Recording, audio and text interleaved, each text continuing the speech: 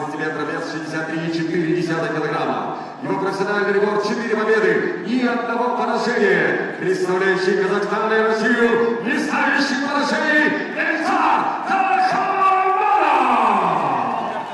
Рыхликотинка Егор Мулов.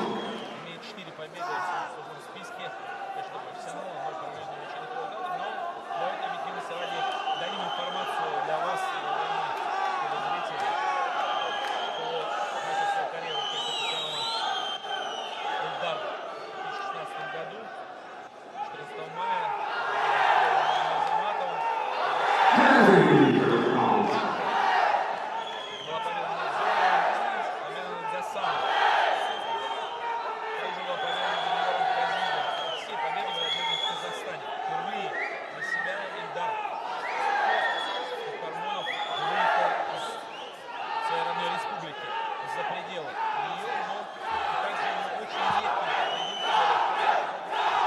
3 года в 2016 году, 1 поединок в 2017, в 2018 вообще не имел он стартов, и при этом сегодня, в конце 2019 года, он проводит свой 5-й поединок в качестве профессионала.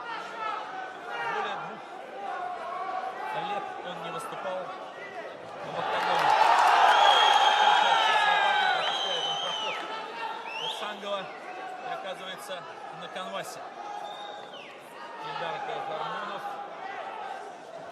будет сейчас защищаться.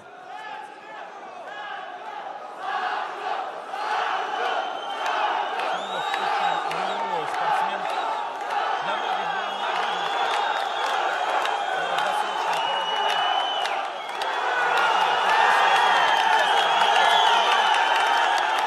На этом полном маунте чрезвычайно мне еще положение занимает. Сейчас, конечно, он будет развивать успех и очень жесткий удар от Сангова. В Астрахани на турнире GFC по номеру 16 во 2-м раунде на 14 секунде рефери остановил поединок. Магомед Гаджиев тогда забивал Сангова. Сама тогда пропустил удар. Здесь защищал жестко, отрабатывал по цели Сангов. Локтями нанес удары. Точно.